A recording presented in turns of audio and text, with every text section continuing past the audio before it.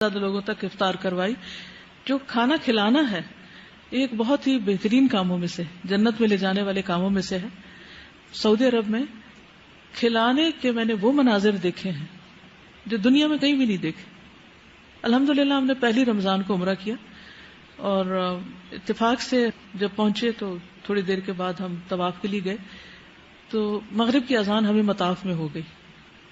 اچھا، مطاف میں کچھ لوگ صرف پانی، کھجور، قہوہ لے کر کھڑے تھے اور جب ہم چکر ادھر سے گزرتے تو وہ زبردستی ہمیں کھجور دیتے، ادھر سے گزرتے زبردستی، ہر ایک صرف دینے نہیں زبردستی دینے کو تیار ہے کہ بس لے لیں ہم سے.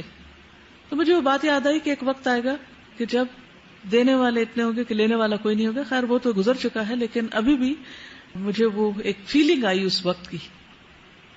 پھر اس کے بعد یہ ہے کہ جیسے اعتکاف وغیرہ ہوتا ہے مسجد نبوی میں، خواتین کافی ہوتی ہیں، مکہ میں بھی ہوتی ہیں.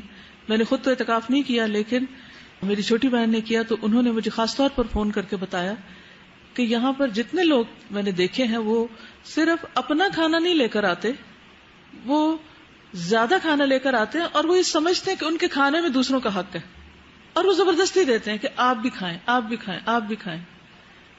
کچھ لوگ باقاعدہ تھرمس بھر بھر کے قہوہ وغیرہ کی لے کے جاتے ہیں کیونکہ کچھ لوگ ساری رات جگہ کے لیے انہی صفوں میں بیٹھے رہتے ہیں اور نماز کا انتظار کرنے والوں کی تو کیا ہی شان اور کیا ہی درجے. تو ان کو لوگ وہیں جا جا کے ان کی جگہوں پر دیتے ہیں اور لاکھوں لوگوں کے دسترخوان لگتے ہیں اور ہر کوئی دے رہا ہے، بانٹ رہا ہے، کوئی ایک چیز لے کے آ رہا ہے، کوئی دوسری چیز. اس دوران ہماری ملاقات ہوئی ایک خاتون سے. ہم لفٹ میں جا رہے تھے تو خاتون کہنے لگی کہ آپ لوگ کہاں سے ہیں. ہم نے بتایا، پوچھا کہاں رہتے ہیں، جگہ بتائی کہاں رہتے ہیں. کہنے لگے آپ ہمارے مہمان ہیں. نہ ہمارا نام، نہ پہچان، نہ یہ پتا کہ کون ہے کون نہیں. کہتے ہیں ہم لوگ مکہ کے رہنے والے اور یہیں پر ہمارے کام کاروبار ہے اور ہم رمضان کا مہینہ یہاں آ کر رہتے ہیں ہوٹل میں اور یہاں سے ہم جتنے لوگوں کو ہم جانتے پہچانتے سب کو افطاری بھیجتے ہیں. گھر میں انہوں نے پاکستان سے بکرے لے جا کر بریڈ کیے، وہ ذبح کرواتے ہیں اور پکواتے. گھر میں خواتین پکانے والی رکھی ہوئی جو کافی بڑی مقدار میں کھانا پکاتی اور روزانہ وہ کھانا آتا اور جتنے لوگوں کو وہ جانتے تھے ان سب کو وہ بھجواتے. اس دن سے لے کر آخر تک، عید کے دن تک انہوں نے ہر روز ہمیں افطاری بھیجی اور بہترین کھانا، طیب، جسے دیکھ کے احساس ہو کہ طیب ہے. میں حیران رہ گئی کہ ہم سوچتے کھائیں گے کہاں سے، کریں گے کیا. اللہ تعالیٰ کہاں سے رزق بھیجتا ہے؟ من حیث لا یحتسب، جہاں سے انسان سوچتا بھی نہیں. ان کی میڈ ہوتی تھی روزانہ، ان کے چھوٹے بچے، ان کے ساتھ خاندان کے بچے بھی ساتھ مل کے وہ ایک ایک کمرے میں جا کے فوڈ دے رہے ہیں. اب آپ سوچئے کہ ہم لوگ جب افطار کر لیتے ہیں اس کے بعد ہمارا کیا دل ہوتا ہے، کیا مل جائے، پانی مل جائے، کھانا مل جائے. اور اگر اس وقت کوئی کہے اٹھو ذرا میرے لیے فلاں کام کر لو تو کیا حالت ہوتی.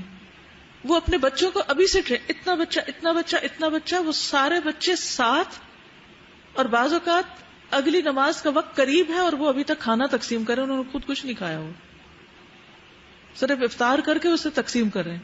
خود وہ خاتون ہر روز لبن اور ٹھنڈے پانی کی، ان لوگوں نے بڑے بڑے فریج خرید لیے، بنوائے، بلکہ جیسے روم ہوتا نا، روم فریزرز، جس میں پانی کی بوٹلز لوڈ کرواتے، پھر وہ ان کو نکلواتے اور افطار سے تھوڑی دیر پہلے لا کے لوگوں میں بانٹتے کیونکہ ٹھنڈا پانی نہیں ملتا تھا. لاکھوں لوگوں کو ٹھنڈا پانی کہاں سے ملے، اتنے فریج فریزر کہاں حرم کے پاس ہوں.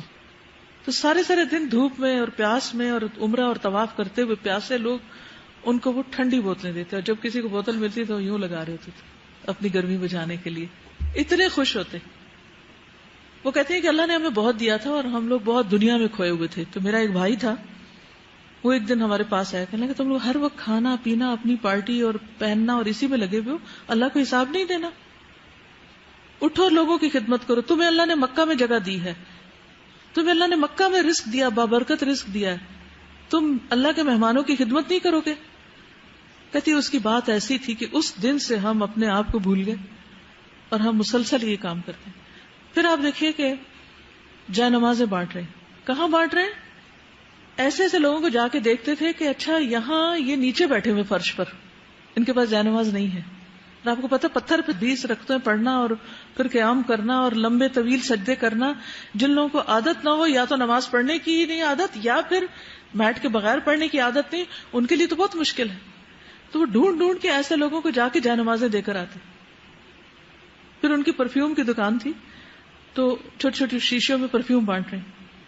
پھر اسی طرح کہتی ہے کہ میں مطاف کے ایک حصے میں جاتی تھی اور مجھے پولیس بہت ڈانٹتی تھی کہ یہاں سے نکل جاؤ، کیونکہ ایک دفعہ کسی نے کھانے میں کوئی ٹھیک چیز نہیں تھی تو وہ پھر بین ہو گیا کھانا. اب وہ جب کہتی ہے کہ میں نے اس دن کہا اچھا میں دوسری جگہ، یہ لوگ سامنے ہی بیٹھے ہوئے، میں ادھر ہی دے دیتی ہوں. کہتی وہ رات کو سوئی تو مجھے خواب آیا کہ مچھلیاں تو وہاں بھوکی تھیں اور تم نے کھانا کہیں اور ڈال دیا. کہتی میں ایک دم چونک اٹھی. میں نے کہا چاہے مجھے کتنی بھی مشکل ہو، چاہے کوئی کچھ بھی ہو، میں وہیں جا کے کھانا بانٹوں گی. اور پورا رمضان وہ کھانا بانٹتی نہیں، کھانا، پانی، افطاری، سحری، یو نیم اٹ، اور ایسی بے شمار مثالیں. تو میں یہ سوچتی ہوں اس کو کھلانا تو آسان ہوتا ہے کہ جس سے ہمیں شکریہ کے کچھ بول مل جاتے، اس کو کھلانا کہ جس سے ہمیں واپس کچھ بھی نہ ملے اور ہم جانتے بھی نہ ہو. اور اس تقسیم کے بغیر کوئی کالا ہے، گورا ہے، عربی ہے، اجمی ہے، غریب ہے، امیر ہے، کوئی بھی ہے، سب فائدہ اٹھاؤ. تو یہ وہی کر سکتا نا جس کے دل میں اللہ نے ڈالا اور جو اس چیز کی اہمیت کو سمجھتا ہو. السلام علیکم. صرف میں ایڈ یہ کرنا چاہ رہی تھی جو کھانے کا آپ بتا رہی تھی. اس سال ہم بھی وہاں پہ تھے تو مدینہ میں تو یہ ہے کہ پکڑ پکڑ کے لڑ کے لے جاتے نا کہ ہمارے ساتھ ہی افطار کرے. تو 3 دن ہی میں صرف تھی تو جب گئی تو بچیاں تھیں نا کہ ہمارے ساتھ آئے. تو خیر میں ایک جگہ گئی تو وہاں جا کے جب بیٹھی تو باتیں کر رہے تھے عربی میں، ساری باتیں کرتی بچیاں بھی اور ماں کے ساتھ. تو انہوں نے کہا کہ اب آج سے آپ سارے رمضان ہمارے ساتھ افطار کریں. میں نے کہا کہ ہم تو 3 دن صرف ہیں. خیر باتیں تھوڑے سے تو وہ پاکستانی نکلی، حالانکہ دیکھ کے عربی لگ رہی. تو تھوڑے سے بات کر کے پھر میں نے ایسے ہی پوچھا نا کہ کیونکہ جس طرح سے وہ لوگ بانٹ رہی تھی بچیاں اور سارے، تو مجھے ایسا لگا کہ کتنے یہ لوگ فراغ دل ہیں اور پتہ نہیں کتنے پیسے والے ہوں گے، کیونکہ یہاں والے سبھی ہم سمجھتے پیسے والے ہیں. تو ایسے ہی میں نے پوچھا کہ آپ کے میاں کیا کرتے، بزنس ہے یہاں پہ؟ تو آرام سے انہوں نے کہا کہ نہیں وہ سیکیورٹی گارڈ ہے. سبحان اللہ. تو جب میں چپ ہو گئی نا تو کہتی میرا بیٹا بھی ایک ہے وہ ڈرائیور ہے. اور ان کو سمجھ میں آیا کہ میں ذرا سا حیران پریشان ہوئی تو کہنے لگی کہ اللہ نے بڑا برکت دیا. اور سوچے پورے رمضان وہ لوگوں کو کھلا رہے اور اس میں دہی بھی، روٹی بھی، کھجور اور دنیا جہان کے اتنے فراغ دلی سے. ان کے میاں سیکیورٹی گارڈ ہے اور بیٹا ڈرائیور ہے. تو بس یہ دل کی بات ہوتی ہے کہ جس کا دل کھلا ہوتا ہے اللہ اس کے کام میں برکت کرے. بالکل. اللہ ہم سب کو توفیق عطا کرے. السلام علیکم. ہمیں شروع میں ہی زوہا جی نے کہا کہ دورہ قرآن کرتے تھے تو نبی صلی اللہ علیہ وسلم اجود ہو جایا کرتے تھے. تو بہت زیادہ یہ لگی بات کہ دورہ قرآن تو ہم کتنے سالوں سے کر رہے ہیں، ہمارے اندر یہ چیز کیوں نہیں آئی. تو بہت ساری چیزیں کی بھی، مطلب جیسے مزدوروں کو ہماری بیچ نے کھانا کھلایا، یا استغفار کے اور کھجوروں کے کارڈز افطاری میں دیے، پیکنگ کی، گھروں سے کپڑے لا کے کچی بستی میں وہ ڈسٹریبیوٹ کیے. تو لگ رہا تھا جیسے بہت سارے کام ہم کر رہے ہیں. لیکن ابھی جب سن رہی تھی کہ اتنا فراخی، تو وہی والی آپ کی بات کہ اللہ تعالیٰ اگلے رمضان میں ہمیں اس سے بھی زیادہ دلوں کی وسعت عطا کر. کہ ابھی اپنا کام اب تھوڑا لگ رہا تھا، حالانکہ اس وقت لگ رہا تھا بہت ایکٹیو ہوئے ہیں، بہت ساری جگہوں پہ، گھروں میں بھی اور یہاں پہ بھی بہت ساری چیزیں دے رہے ہیں. لیکن اب اپنے سے اوپر دیکھیں تو پھر اپنا کام لگتا ہے. تو اللہ تعالیٰ ہمیں آئندہ توفیق دے کہ ہم واقعی اجود بن جائیں، رمضان کا یہ اثر ہو ہم پہ. السلام علیکم ورحمۃ اللہ وبرکاتہ. ہم لوگ مدینہ اور مکہ تو نہیں جا سکتے، لیکن ہم نے دیکھا ہے کہ یہاں پہ ہائی وے جو فیض آباد قریب ہے وہاں پہ کچھ بچے چاہے جہاں سے بھی ہے اور ڈونیشن جمع کرتے ہیں، اپنے گھروں سے لاتے ہیں، وہاں پہ گاڑی رکوا کے افطاری کرواتے ہیں. تو سب لوگ پوچھتے ہیں یہ کون ہے، عربی ہے، رجمی ہے، یہ کہاں سے آتے ہیں، یہ کسی کو نہیں پتا. لیکن نوجوان اور بوڑھے سب، آپ لوگوں نے دیکھا بھی ہوگا، کبھی گزر وہاں سے بھی کئی لوگ جاتے ہیں. جب افطاری کا ٹائم ہوتا ہے رمضان میں تو اسی وقت گاڑی رکوا کے بچے وہاں پہ وہ کرواتے ہیں.